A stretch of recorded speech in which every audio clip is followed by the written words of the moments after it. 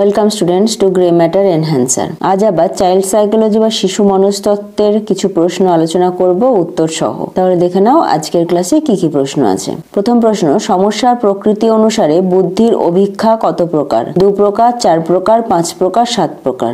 উত্তর হবে 2 প্রকার।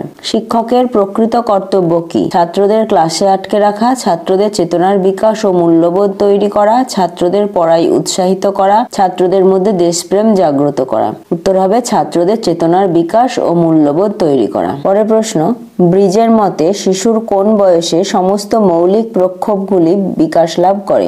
1 বছর বয়সে, 2 বছর বয়সে, 3 বছর বয়সে, 5 বছর বয়সে। উত্তর হবে 3 বছর বয়সে। ব্যক্তি জীবনে জৈবিক বংশধারা এবং সামাজিক বংশধারার মধ্যে জৈবিক বংশধারার গুরুত্ব অপেক্ষাকৃত অধিক, সামাজিক বংশধারার গুরুত্ব অপেক্ষাকৃত অধিক, সামাজিক বংশধারা অপেক্ষাকৃত অর্থহীন, উভয়ের একই গুরুত্ব। উত্তর হবে উভয়ের একই গুরুত্ব।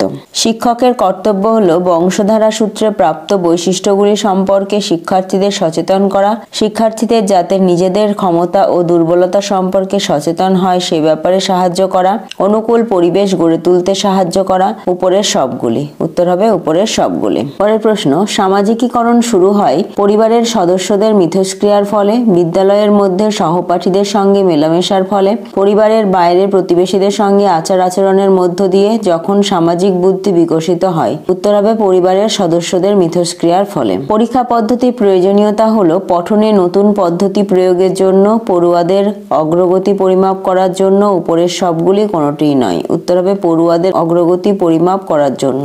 পরের প্রশ্ন, কোন মনোবিদ এলিম গ্রন্থটি রচনা করেন? Tolstoy, Aristotle, Rousseau, Froebel. উত্তর হবে রুশো। আন্তর্জাতিক সংস্থা হিসাবে যে সংস্থাটি অন্তর্ভুক্তিমূলক শিক্ষা প্রসঙ্গে কিছু উল্লেখ করেননি সেটা হলো ILO, WHO, ওয়ার্ল্ড ব্যাংক। কোনোটিই নয়। উত্তর হবে কোনোটিই নয়। পরের প্রশ্ন, ভারতের কোন জনগোষ্ঠী শিক্ষার সমসুযোগ অধিকার থেকে বঞ্চিত? তপশিলি জাতি ও উপজাতি, নারী জাতি, ধর্মীয় সংখ্যালঘুদের মধ্যে যারা পিছিয়ে আছে। উপরের সবগুলি। উত্তর হবে উপরের সবগুলি।